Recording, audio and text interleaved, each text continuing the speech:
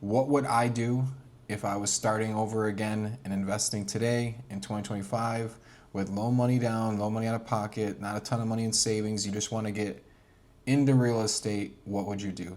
That is literally by far, the most common question that I get asked from people on my socials and stuff like that. And honestly, just my friends and even my family.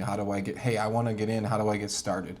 How do I get off the sidelines? I'm analysis, paralysis, all that stuff. Well, first of all, you really want to monitor how much risk you have, especially if you don't have a ton of reserves, you don't have the experience yet, and how can you literally limit risk the best way? Well, one is doing research.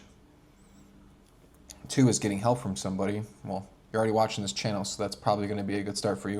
And then three, just try to negotiate a deal where you don't have a ton of money out of pocket, where even the worst case scenario, maybe you lose $5, $10, $20,000, something like that, where it's not catastrophic. Or some people just think, oh, I just want to jump right in and go buy a 20-unit apartment complex. It's like, I don't think you should do that. I really don't, especially in a market like now where we don't know really which way things are heading.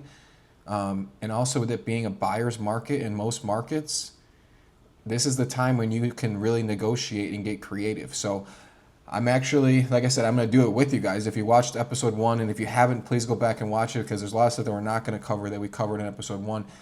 I'm actually investing in a new city. So not only am I going to tell you what I would do, I'm actually going to show you, and you guys are going to be able to follow along as I go.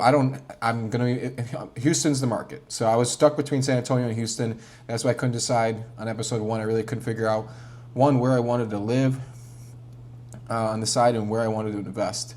So it was either between San Antonio, Texas or Houston. I decided on Houston. So the last couple weeks I've been just, again, doing my markets research, see where I want to invest. And at the same time, since I don't have a place to live there, I'm like, well, I'm going to show you guys what I think my recommendation, what you're doing if you're trying to get involved in real estate, is house hacking.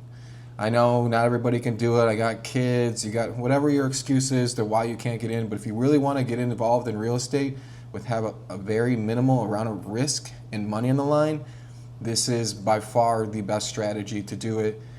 And plus you get